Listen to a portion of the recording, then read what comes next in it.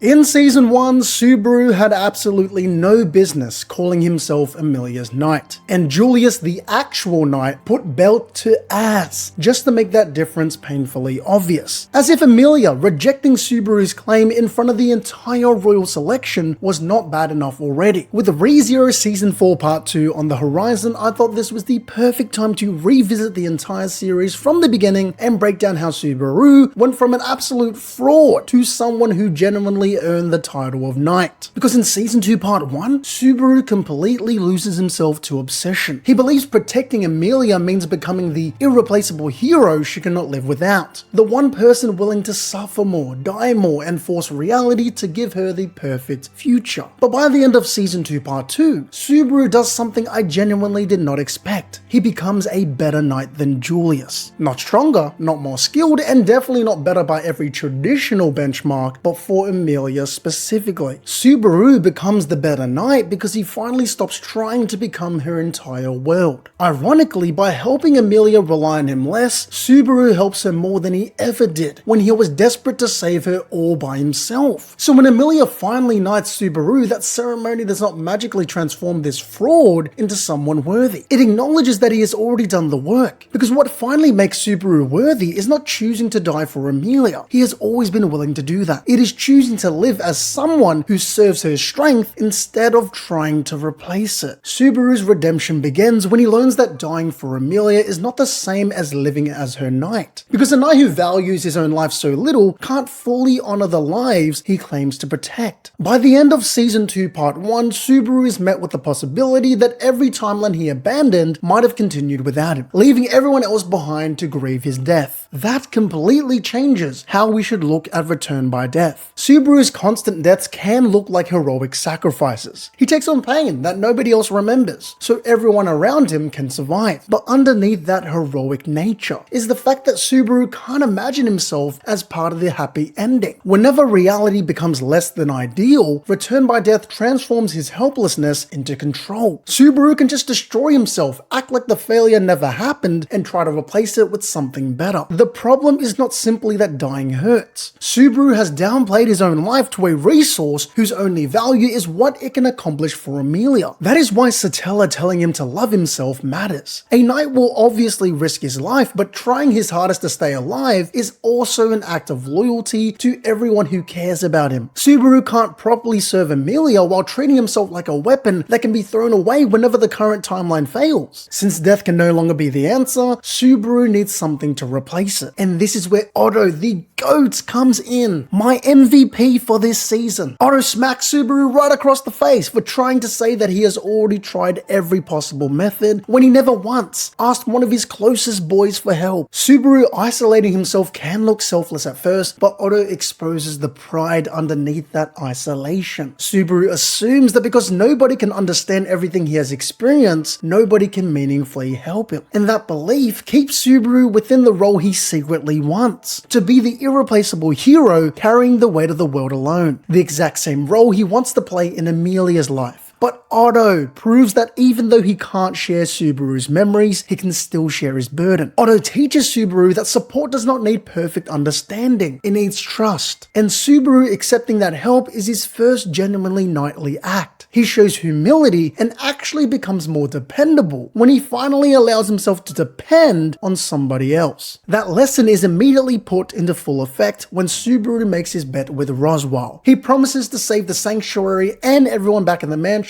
in this current life. No more relying on Return by Death. Roswaal expects Subaru to keep spamming his ability until he gets his desired reality, but Subaru completely rejects that logic. His confidence here is so badass. It is Roswaal who represents the final form of Subaru's original fantasy, the belief that loving one person deeply can justify controlling and sacrificing everyone else. And Subaru's bet is his complete rejection of that belief. He stops using death as a backup plan, and removing plan B means placing his complete faith in plan A. His courage no longer comes from being willing to die over and over. It comes from acting without a guaranteed future, and believing that this current attempt attempt, no matter how imperfect, deserves his full commitment. Subaru is not promising that he will eventually discover a timeline where he wins. He is standing behind his word in this one. So while Julius might possess traditional knightly courage through strength and discipline, Subaru begins developing his own form of knighthood through loyalty to the lives directly in front of him. The most knightly thing Subaru does here is not risking his life for Emilia. He has always been willing to do that. It is finally accepting that his own life is also part of what he has promised to protect. Once Subaru stops relying on death to guarantee the future, he can stop forcing Emilia to depend on him to face hers. Instead of trying to be Emilia's strength, he begins helping her develop strength of her own. That change becomes obvious during their argument in the graveyard. Subaru doesn't pretend that Emilia is perfect. He tells her to her face that she is stubborn and always trying to run away, but he still believes in her anyway. And their argument eventually ends with their first real kiss. Unlike the first fake one, I was actually geeked. Like his mum said, it is all about how it ends. And bro ended the argument with a kiss. Smooth bastard. Season 1 Subaru placed Emilia on a pedestal, which stopped him from supporting the real person behind his ideal. Blind praise could never give Emilia real confidence because she could always just dismiss it as Subaru loving a flawless imaginary version of her. But here, Subaru admits that Emilia pisses him off and still chooses to believe in her. That makes his support way more convincing because it is no longer built on pretending she has no faults. He does not just comfort her until she feels safe again. He challenges her because Emilia's future will inevitably force her to act when Subaru is not beside her saying that she can. The clearest visual representation of this growth comes when Subaru covers the tomb's walls with messages for her. He gives Emilia something she can carry into the trial without entering it with her. He can't accept her memories for her. He can't overcome her fear for her. Only Emilia can do that. And so his words support her even when he is not there. Past Subaru wanted to chime into every important moment involving Emilia, with the role selection being the clearest example. Back then, not being present would have felt like surrendering control and accepting that he might not be the person she needed most. But now, he limits himself on purpose. Emilia could never have discovered how capable she is if Subaru kept proving that she needed him to act. Ironically, Subaru helps her the most by physically doing less and removing himself from the center of the solution. He helps Emilia believe that victory can come through her own hands. And eventually, she proves him right. Emilia rejects the comforting illusion offered by the second trial, confronts the terrifying futures shown by the third, and completes the trials through choices that are entirely hers. So the important point is not simply that Emilia passes, it is how she passes. She refuses to trade reality for fake comfort, even though reality has so much pain and no guarantee that everything will work out. That mirrors Subaru's rejection of endless resets. Both stop chasing the perfect future and commit themselves to an imperfect present. Subaru helped create the foundation that allowed Emilia to move forward, but Emilia earns that growth herself. Her growing trust in herself is not evidence that Subaru has become less useful. It is evidence that his support is finally working. And this is the specific way Subaru surpasses Julius as Emilia's knight. Julius is still the stronger, more experienced, and more traditional knight, but Subaru understands Emilia well enough to recognize when she needs protection, and when protecting her means taking a step back. Subaru becomes a better knight for Emilia than Julius, not because she could never survive without him, but because his support helps her discover that she can. Season 1 Subaru wanted Emilia to rely on him because being needed made him feel worthy. Season 2 Subaru finally becomes worthy by helping her need him less. Now Subaru finally earns the title of knight when he stops basing his worth on how much he can accomplish alone and instead builds a path to victory that relies on Emilia's strength and the choices of everyone around her. Past Subaru treated responsibility like it meant carrying every burden himself, even when he clearly did not have the strength to do it. But now, Subaru's value comes from understanding who should handle each battle and where everyone's strengths belong. Emilia is not sitting around waiting for Subaru to finish the real plan. Completing the trials is one of the most important parts of it, and Garfield, Ram, and the others are not just chess pieces for Subaru to control. They all act for their own reasons. Subaru's strategy works because he understands those reasons and builds around them instead of trying to control everyone like a puppet master. He goes from this desperate solo player into the glue guy, holding the team together. Because Subaru's weird strength strength as a knight is not combat. Let's be real, Julius has his number every day of the week in that regard. But Subaru's strength is recognizing value in other people and bringing their different abilities together into one plan that can actually work. Sometimes, serving her means physically standing in front of her and fighting, but it also means helping build a faction strong enough to support her future even when he isn't around. The Great Rabbit fight makes this change most obvious. Subaru can't win by spamming Return by Death until he figures everything out. He needs Betty's power, and he trusts Emilia herself with an essential role in the plan. Their shared victory does not make Subaru less impressive. It proves that he has finally overcome his need to be irreplaceable. Subaru does not just stand in front of Emilia anymore. He helps create the environment for Emilia and the rest of her faction to stand beside him on the battlefield. This successful timeline exists because everyone relies on each other. Subaru earns knighthood by serving Emilia's entire cause, not by making himself the only person capable of holding it together. He becomes her most important supporter among many, and that is why the final ceremony hits so hard. Emilia finally recognizes Subaru as her knight, and this time he does not give himself the title before she chooses him. In season 1, Subaru expected his devotion, or really his obsession, to excuse his behavior despite giving Emilia almost no reason to see him as her knight. In season 2, he carries the responsibility first, and only then does he receive the title. That reversed order transforms the ceremony from simply fulfilling a wish into redemption. And Emilia has changed too. Subaru does not force himself into a position beside some helpless princess. A stronger Emilia chooses the person she wants serving her. She chooses Subaru as her number one, not her only one, and that confirms both of them have grown. Subaru has learned to serve Emilia without replacing her strength, while Emilia has become strong enough to define their relationship herself. Now we know traditional perfection is not what Emilia needs most. Subaru earns his place because he understands her weaknesses, believes in her potential, and helps turn that potential into independence. The title does not suddenly make Subaru worthy. It acknowledges that he has already done the work needed to become worthy. Yes, Julius looked like a knight way before Subaru did, but Subaru becomes the better knight for Emilia by learning something his season 1 self could not understand. His job is not to become the hero she cannot live without. It is to serve the strength that allows her to live and lead for herself. By the end of season 2 part 2, Subaru has not become Julius. He is still weaker, less experienced, and far from the perfect image of a traditional knight. But he learns that devotion is not proven by how much pain you can endure for the person you serve. It is proven by the kind of future you help them build. Subaru chooses to live, trust the people around him, and supports Emilia in becoming someone capable of standing without him. That is why his knighting ceremony feels so earned. It does not reward Subaru for becoming Emilia's entire world. It recognizes him for finally understanding that he never needed to be. And that is why season 2 part 2 is peak ReZero. Its most important lesson is one about love. That truly supporting someone does not mean making them more dependent on you. It means giving them the freedom to become stronger themselves and helping them get there. If you made it to the end, thank you for tuning in. Let me know what you think of ReZero season 2 part 2 in the comment section below. Also, it would mean a lot to me if you left a like, share this video with a friend, and subscribe for more ReZero videos like this.